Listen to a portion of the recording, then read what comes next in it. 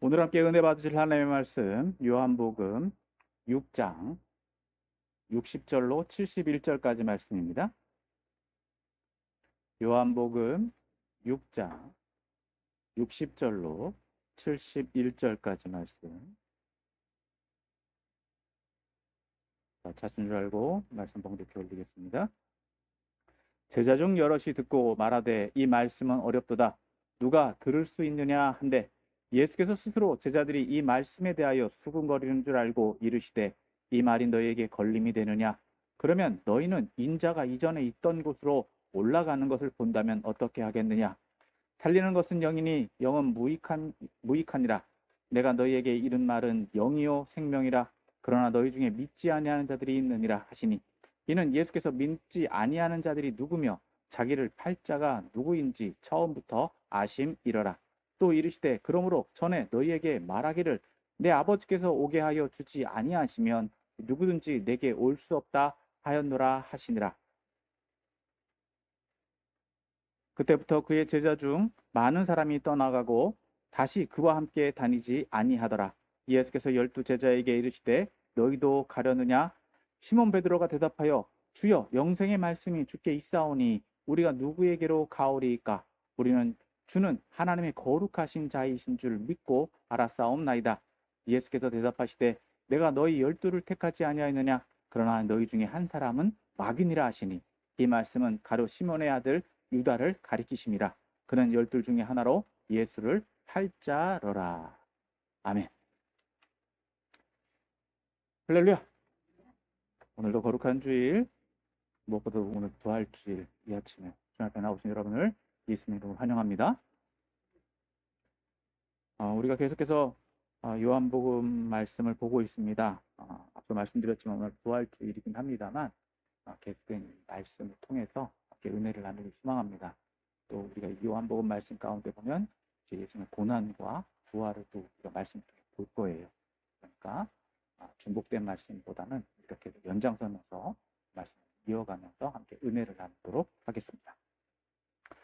오늘 본문은 이제 6장의 마지막 부분에 해당합니다. 그래서 오늘 말씀은 크게 두 부분으로 나눠 볼 수 있는데 먼저 60절에서부터 65절에서는 이제 예수님 말씀에 대해서 앞서는 유대인들이 수군거렸다라고 한다면 이제 제자들이 수군거리고 있다는 것입니다. 그 수군거림에 대해서 말씀하고 있고 또 이제 66절에서부터 71절은 그 제자들에 대해서 제자들이 이제 예수님을 누구로 인정하는가? 무엇보다도 베드로의 신앙 고백과 또 지목되어진 배반자가 있다는 겁니다. 그 배반자에 대해서 말해주고 있는 것을 볼 수 있습니다. 자, 이제 본문의 내용으로 들어가서 본문을 좀 더 깊이 살펴보고 함께 은혜를 나누길 소망합니다. 먼저 60절 말씀을 봅니다.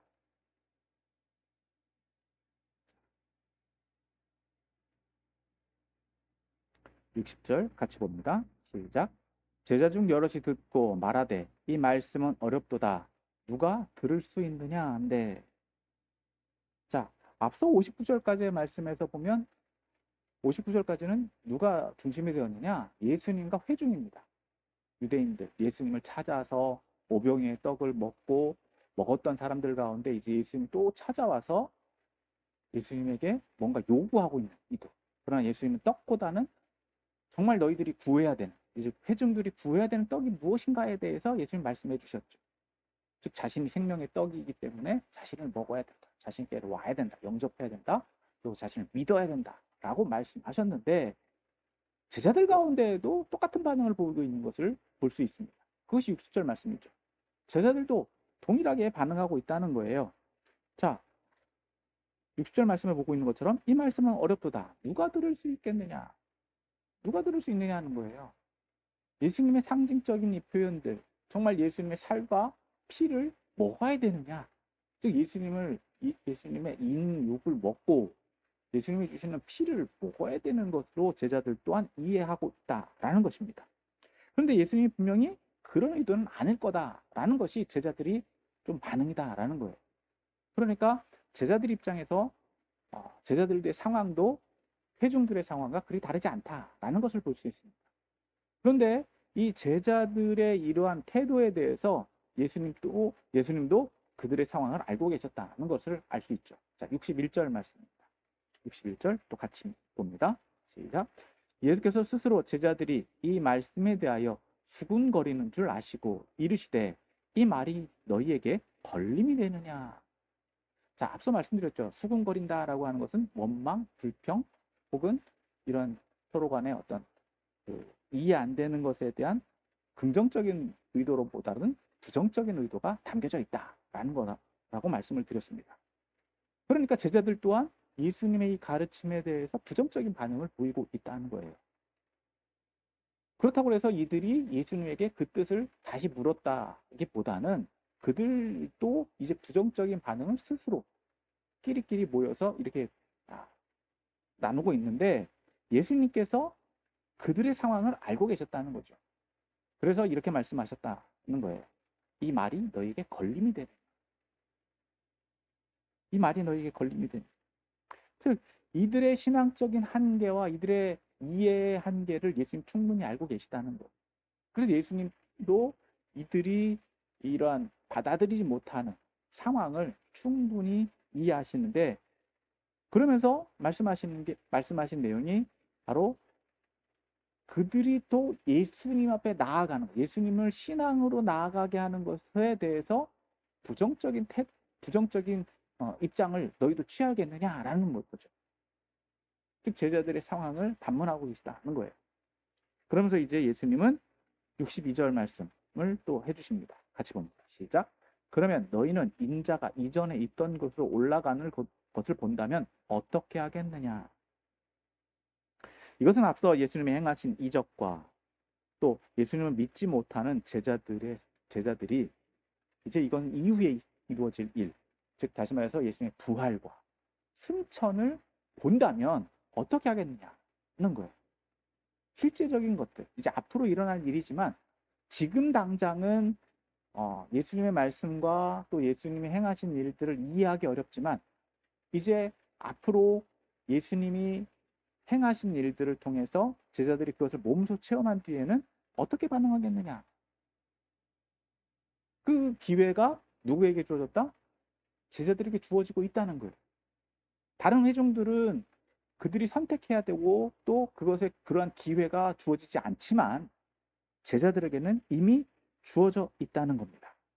그렇기 때문에 예수님의 이러한 모습, 이러한 것들을 이미 그들에게 허락된 바가 되었기 때문에 지금은 걸림이 된다 하더라도 그때에 가서도 똑같은 반응을 보이겠느냐라고 반문하고 계시다는 거죠. 자, 그러면서 이제 63절 말씀을 해주십니다. 63절 또 같이 봅니다. 시작. 살리는 것은 영이니 육은 무익하니라. 내가 너에게 이른 말은 영이요 생명이다. 자, 63절의 말씀은요 상당히 어렵습니다. 쉬운 말씀으로 우리가 이해를 쉽게 문자만 보면은 쉬워요. 살리는 것은 영이고 육은 무익하다. 예수님이 말씀하신 것은 영적인 말이고 생명이다. 문자적으로만 딱 보면 그렇다라고 이해할 수 있는데 이것을 신학적으로 또 신학학자들이 이 부분을 이해하고 설명하는 데 상당히 어렵고 많은 이야기들 또 많은 해석들이 나옵니다. 그래서 조금 넘어가면 영지주의라고 해서 영만 추구하고 육은 아무것도 아니다 라고 하는 축으로 갈 수 있고요. 또 그렇다고 해서 이 말씀을 보고 영을 너무 축소하거나 육만 강조한다 라고 할 수도 없다라는 거예요. 그럼에도 불구하고 우리의 이해 수준에서 본다면 예수님이 말씀하신 내용은 육적인 의미로 말씀하신 것이 아니라 어떤 의미로 말씀하고 계시다고요? 영적인 의미에서 말씀하고 계시고 생명을 주기 위한 말씀이다라는 의도를 알 수 있습니다. 그러니까 앞서 말씀하신 내용들이 우리는 이 말씀들을 지금 해석해서 왔지만 지금 제자들에게 예수님은 그 내용들을 다시 한번 설명해 주고 계신 것을 볼 수 있어요. 그러니까 지금 앞에서 자신의 몸, 또 자신의 생명이 떡이다라고 말씀한 것이 진짜 자기 몸을 먹으라는 것이 아니라 영적인 의미를 더해서 상징적인 의미로 말해줬다라고 하는 것을 예수님이 여기서 말씀해 주고 계시다는 거예요. 그러니까 제자들에게는 조금 더 해석적인, 의미적인, 상징적인 풀이를 예수님 해주고 계시다라고 이해하는 것으로 볼 수 있는 겁니다. 그래서 예수님이 지금 자신이 생명의 떡이다라고 하고 말씀하시고 자신의 살과 피를 먹으라고 하신 것이 진짜 내 살을 먹고 내 피를 먹으라는 말이 아니다라고 하는 것을 여기서 반증해 주신다. 증명해 주고 계시다는 것을 볼 수 있습니다. 그래서 예수님이 자신의 살과 피를 먹으라고 하는 것은 영적인 의미로 봐야 되고 또 그 영적인 의미를 통해서 얻게 되는 것은 결과적으로는 무엇이다? 생명이라는 거예요. 영적인 의미로 해석해서 봐야지 생명을 얻지 말 그대로 사람이 맑은 인육을 먹고 생피를 마신다. 그것은 그런 육적인 의미가 아니다. 다시 한번 반복해서 말씀해주고 있다는 거예요. 그래서 이것의 가치는 영적인 의미라고 하는 것을 강조해주고 계시다는 걸로 이해하는 정도로 우리는 봐야 될 수 있습니다.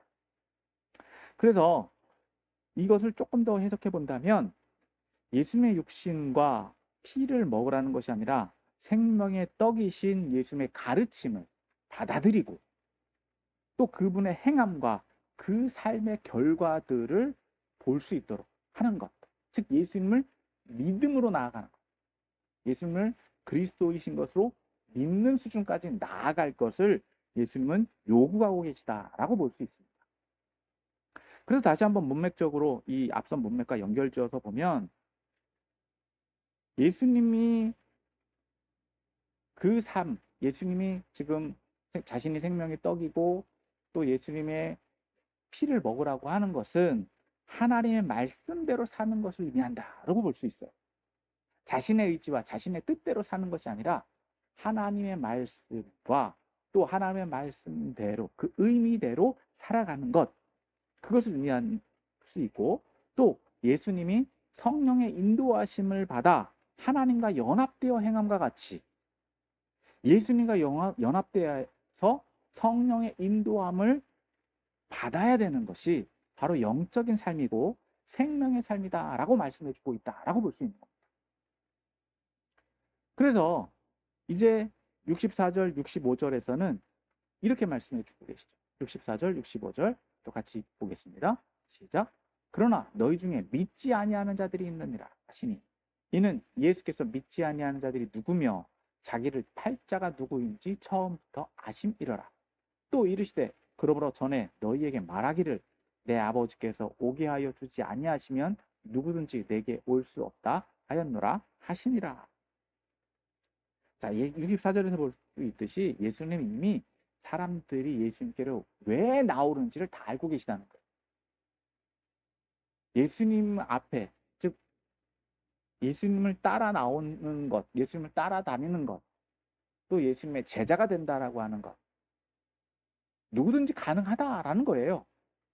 그러나 그 의도, 또 그들의 마음의 중심을 예수님이 다 알고 계시다. 그것을 말해주고 있고 더불어서 65절에서 말하고 있는 것처럼 이미 하나님의 선택, 그 가운데에서 그렇게 온 사람들 가운데서도 하나님께서는 택하신 사람들이 있다라는 거예요. 이건 지난주에 우리가 조금 더 설명을 드렸죠. 역설적으로 이거는 봐야 된다는 거예요. 하나님이 택하셔서 우리가 다 하나님 앞에 왔죠. 우리가 믿겠다라고 선포하고 영접하고 다 믿음 생활 합니다. 우리의 선택처럼 보여져요. 내가 믿는 거니까. 그러나 결과적으로는 그 부르심과 그 인도하심을 누가 허락하셨다? 하나님이 허락하셨다는 거예요. 하나님이 허락하셨기 때문에 와서 이 자리에 있는 거다라고 하는 거예요. 내 의지대로 내 뜻대로 하는 것으로 보여집니다. 그러나 하나님께서 허락하셔야만 되는 거예요. 하나님께서 허락하지 않으면요, 내가 믿고 싶다라고 하더라도요, 그거는 거짓이 돼버려요. 그러니까 믿는 척 하는 거예요. 믿는 척 하는 것은 얼마든지 할 수 있어요. 왜? 내가 나 스스로를 속일 수 있으니까. 근데 내가 그것을 속는 줄 몰라요. 그게 문제라는 거예요. 그러나 그것은 이제 우리가 요한복음 끝부분에 가서 보면 알 수 있어요. 그거를 어떻게 말하고 있느냐. 그 사람의 결과로 보면 안다. 결과로 보면 안다. 우리는 이것을 복음서에서 계속해서 살펴봤습니다. 그 부분에 대해서도 오늘 본문은 벌써부터 얘기해주고 있어요. 그러니까 64절에 말하고 있는 것처럼 이는 예수께서 믿지 않는 자들이 누구다. 즉 이 자리에 있다 하더라도 예수를 믿는 사람과 믿지 않는 사람들을 이미 예수는 알고 계시고, 그리고 심지어 어떻게 하는 사람? 자기를 파헤치라. 그러니까 예수님을 이용해서 자기의 유익을 얻고자 하는 사람도 이미 알고 계시다는 거예요. 하지만 하나님께서는, 예수님께서는 그걸 다 허용해 주고 계시다는 거예요. 허용해 주고 계시다. 그게 좀 역설이긴 합니다. 아이러니는 해요. 그러나 그럼에도 불구하고 하나님의 계획과 하나님의 공의로우심과 하나님의 섭리는요, 하나도 훼손되지 않아요. 그것은 우리의 지식과 이성의 한계를 뛰어넘는 하나님의 섭리와 계획이 있기 때문에 그렇다. 자, 그래서 우리는 하나님의 생각을 함부로 추측할 수도 없고요. 하나님의 이해와 우리의 이성과 지성을 하나님 수준으로 끌어올릴 수도 없어요. 그러니까 우리가 함부로 하나님을 판단한다? 나 같으면 이렇게 하겠다, 저렇게 하겠다? 그것은 우리가 하나님 수준에 이르지 못하는, 정말 어떻게 뭐라고 말하는, 감히 우리가 하나님 수준에서 뭔가 생각할 수 있을까? 그거는 어마어마한 교만일 수밖에 없다라는 거예요. 그렇기 때문에 하나님의 선택을 우리는 함부로 측량할 수 없습니다. 그래서 그렇지만 우리가 전제하고 있는 것, 하나님께서 원하시는 것은 우리가 어느 정도 알 수 있는데, 그건 뭐냐? 하나님 모든 사람이 구원받기를 원하신다. 하나님 선택한 사람들은요, 말 그대로 그러니까 안 좋은 것을 이미 나눠 놓으신 것이 아니라 하나님의 선택의 기준은 모두예요. 모두인데 그 모두 가운데 거역하는 사람들, 거절하는 사람들이 있다는 거죠. 그걸 표현의 한계가 있어요. 이러한 것들이. 그래서 하나님 선택한 사람들과 선택받지 못한 사람들이 있다라고 표현할 수밖에 없다라고 보는 겁니다. 자, 좀 어려운 부분이기 때문에 이건 이렇게 정리를 하고요. 자, 이러한 말씀을 듣고 나니까 그 제자들 가운데 어떻게 반응하고 있느냐? 66절입니다. 66절 같이 봅니다. 시작. 그때부터 그의 제자 중에서 많은 사람이 떠나가고 다시 그와 함께 다니지 아니하더라. 여기서 말하고 있는 제자들은요, 예수님을 따라다니는 사람들을 의미해요. 추종자라고 표현할 수 있죠. 조금 이제 현대적인 표현으로 말하면은 콩고물을 얻어먹으려고 했던 사람들. 그러니까 예수님이 따로 택한 12명이 아니라 그래도 예수님을 의지하려고, 뭔가 좀 형식적으로라도 예수님 편에 있으려고 했던 사람들, 예수님의 가르침을 받으려고 했던 사람들이다라고 하는 겁니다. 그러니까 앞서 보면 어떤 사람들이라고 지칭할 수 있느냐? 떡 먹고 또 떡 달라고 왔던 사람들을 의미해요. 그 사람들이 떡 준다는 거예요? 안 준다는 거예요? 안 준다는 거죠. 안 준다는 거니까 다 떠나갔다는 거예요. 오늘은 떡이 없나 봐 하고 갔다는 거예요. 그러고서 떡 안 준다니까 다시는 그와 함께 다니지 않는다. 떡 줄 때만 따라가요. 떡 안 준다니까 떠나가고 안 와요. 자,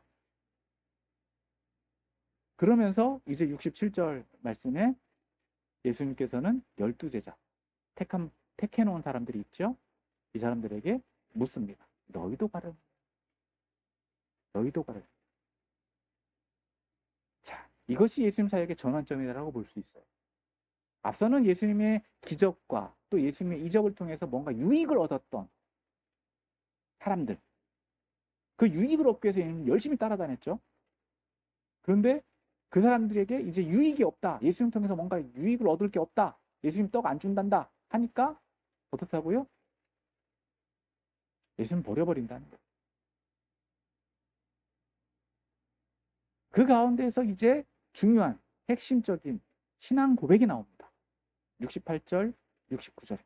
같이 읽습니다. 시작. 시몬 베드로가 대답하여 주여 영생의 말씀이 주께 있사오니 우리가 누구에게로 가오리이까? 우리가 주는 하나님의 거룩하신 자인 줄 알았사옵나이다. 이것이 신앙 고백이다. 신앙 고백이라는 거예요. 영생의 말씀이 주께 있사오니 우리가 누구에게 가오리이까? 믿음이라는 겁니다. 예수님이 이제는 떡 주는 사람에게서 그 떡은, 예수님이 주시는 떡은 어떤 떡? 영생의 말씀. 영생의 말씀. 그나마 베드로가 말하고 있는 것이 예수님이 말씀하신 그것을 깨달은, 이해한, 받아들인, 영접한 수준에서의 대답이다라고 하는 겁니다. 육신적으로 먹는 떡은 아니지만 영적으로 얻는 떡을 이미 먹었기 때문에 다른 사람에게서 그 떡을 얻겠느냐 하는 거예요. 다른 사람에게서. 그리고 심지어 이제 예수님을 누구라고 고백하느냐? 하나님의 거룩하신 자다. 하나님의 거룩하신 자다. 이것은 굉장한 의미를 가지고 있습니다.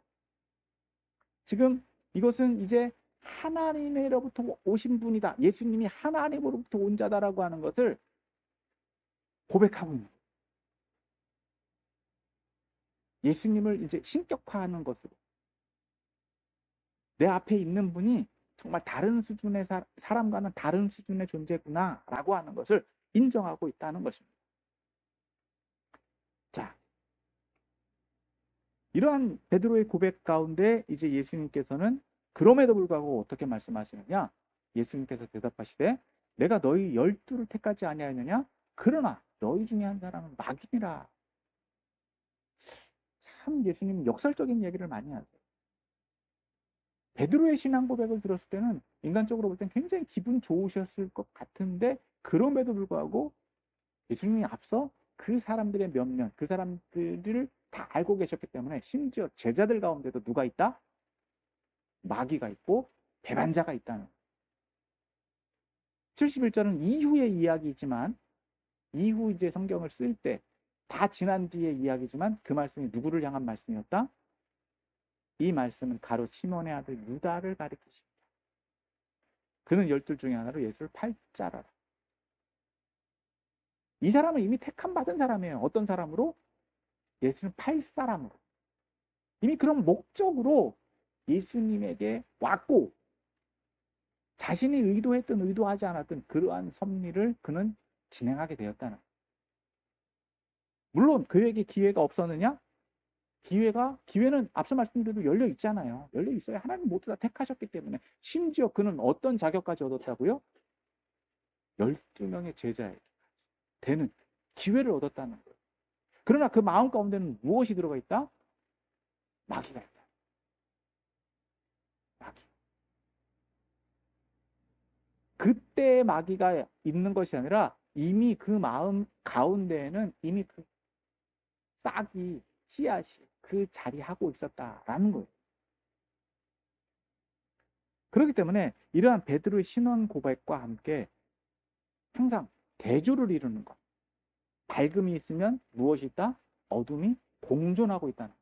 신앙생활은 항상 이 빛과 어둠과의 싸움이다라는 거예요. 예수님이 이러한 떡을 주시는 상황 가운데에도 은혜의 말씀, 신앙 고백이 넘쳐나는 이 시간 가운데도 무엇이 있다? 항상 부정적인 세력들이 공존하고 있다. 항상 호시탐탐 어떻게 한다고요? 넘어서려고 한다. 하지만 그 하나님의 계획과 섭리를 뒤엎을 수 있느냐? 그것은 없어요. 그럼에도 불구하고 하나님은 그 모든 것들을 순응하시면 그 가운데서 하나님의 계획을 이끌어 가신다라고 하는 거죠. 어떻게 보면 그 가운데 있는, 그 가운데서 진행하는 사람들은요, 어려워요. 쉬운 과정이 아니에요. 쉬운 과정이 아니에요. 하지만 그 과정들을 통해야지만 하나님의 계획과 섭리가 성취되어지고 또 그 속에서 거하는, 즉 어떻게 보면 이건 이제 앞선 얘기긴 한데요. 그게 우리의 수준이에요. 하나님께서 우리의 수준에 합하게 역사하시는 거예요. 그건 굉장한 은혜입니다. 굉장한 은혜예요. 여러분 이게 은혜인 줄을 이제 아셔야지 돼요. 그거를 이해하지 못하면요. 우리는 계속 앞에서 이야기하는 것처럼 단순하게 요구해요. 떡 달라고. 떡 주세요. 떡 안 주면 하나님 떠날 거예요. 심지어는 어떻게 한다고요? 예수님 팔아버릴 거예요. 금방 배신할 거예요. 자, 이것을 저와 여러분들께 조금 더 깊이 적용하기를 원합니다. 뭐 이미 앞에서 너무 많은 얘기를 했는데, 자, 예수님 믿는 사람들과 예수님 떠나는 사람들이 있다는 거예요. 오늘날에도 이것은 동일합니다. 예수님 시절에도 그랬고 오늘날에도 동일합니다. 자, 예수님에 대한 선택 기준이 어디 있습니까? 예수님을 믿는 데 있어서 필요한 것, 선택의 기준. 예수님이 요구하시는 것은 6이다, 0이다. 0이다라고. 예수님이 추구하시는 것은 육적인 것에만 있지 않고 정말 우리가 추구해야 되는 것은 어디에 있다? 0이 있다. 0이 가면 뭐도 따라온다? 6도 따라와요. 시대적으로 기독교 역사 가운데 이것을 항상 분리해서 봤어요. 0만을 추구하고 6은 무시하고 6만을 추구하고 0은 무시하고 이러다 보니까 문제가 생기는 거예요. 영지주의라고 하는 것도 0만 추구하고 6은 무시했기 때문에 생기는 거고요. 세속적이라고 하는 것, 성공주의자라고 하는 것, 성공신학이라고 이야기합니다. 복 받는 것은 물질을 많이 받아야 되고 또 좋은 학교 가야 되고 또 좋은 내가 기도한 모든 기도 응답이 다 받아야지 하나님 사랑하신다, 복 받았다, 이렇게 이야기하는 게 성공신학이거든요. 이건 6을 강조하는 거. 어떻게 보면 우리 순복음 이런 것들을 많이 강조했죠. 그런데 이것은 육적인 거예요. 말 그대로. 영적인 걸로 해결하려고 하는 것처럼 보이지만 결과적으로 뭘 추구하는 거다? 6을 추구하는 거잖아요. 그러니까 한쪽 측면만 봐서는 안 된다는 거예요. 주님께서 말씀하시는 것은 앞에서는 계속 육적인 이야기를 하셨지만 결과적으로 우리가 추구해야 되는 건 뭐다? 영적인 거다라고. 그러니까 영과 육을 분리해서 해석할 수는 없습니다. 그러나 중요한 건 뭐냐? 우리가 인간이기 때문에 뭘 추구할 수밖에 없습니까? 6을 추구할 수밖에 없어요. 6을 무시하지 않으세요. 그러니까 예수님께서 오병이어의 기적을 행하신 것은 6을 무시해서가 아니라 6을 인정하셨기 때문이라고 하는 거예요. 그들을 긍휼하게 여겼기 때문이다라고 하는 거예요. 빌립을 시험하시기 위함이었지만 어떻다고요? 안드레의 신앙, 그리고 한 아이가 가지고 있는 그 오병이어가 무엇이 될 수 있다? 5천 명을 먹이고도 남을 수 있다라고 하는 영적인 가능성, 그것을 예수님은 보여주고 계시다는 거예요. 여러분 5천분의 1입니다. 다른 상상력을 더하지 않더라도 오늘 본문에만 나온 5천분의 1의 가능성만 가지고도 누가 함께 하시면 하나님 말씀대로 살고 그 의지대로 산다라고 한다면 육적인 5천분의 1의 가능성도 영적으로는 응답을 받을 수 있는 기회와 조건이 허용된다라고 하는 거예요. 그래서 우리는 누구를 의지할 수밖에 없다? 예수 그리스도를 의지할 수밖에 없다라고 하는 거예요. 영적인 생명을 얻기 위해서. 여러분 우리가 눈에 안 보이는 하는 나라를 어떻게 소망합니까? 눈에 보이는 세상에서 천국을 이루려고 하잖아요. 우리가 추구하는 건 이 땅이에요. 이 땅에서 천국을 이루고 싶어요. 그래서 전원주택도 사고요. 정원도 꾸미고요. 뭐 새도 키우고요. 반려동물도 키우고요. 그래서 이 땅에서 하나님 나라, 자기가 하나님이 돼서 하나님처럼 살고 싶어요. 그래서 사자도 키우고 호랑이도 키우고 그래서 뭐 손도 넣어보고 뭐 뭘도 넣어보고 안 물지 그런 것들을 추구하는 것처럼 저는 보입니다.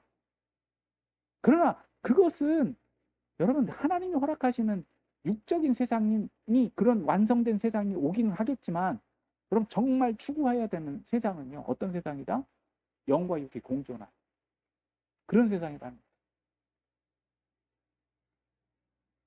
그러니까 육의 만족을 무시할 수는 없지만 정말 추구해야 되는 것은 뭐냐?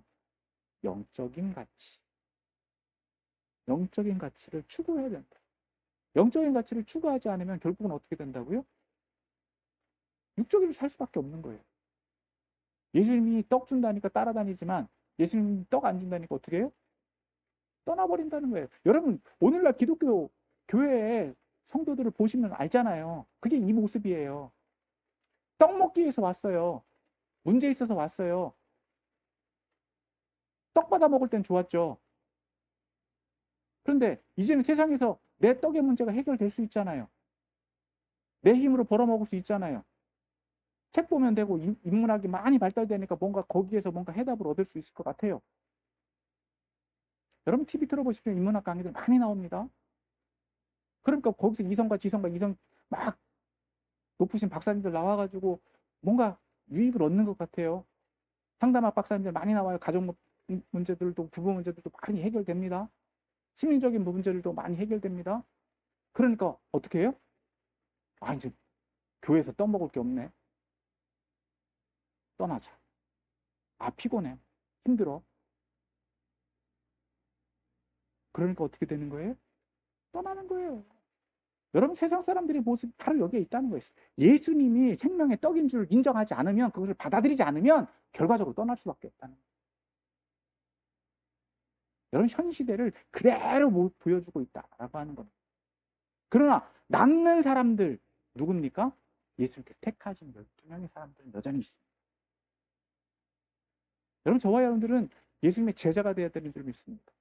제자로 부르셨기 때문에 이 자리에 있는 거예요. 그런데 문제는 뭐냐?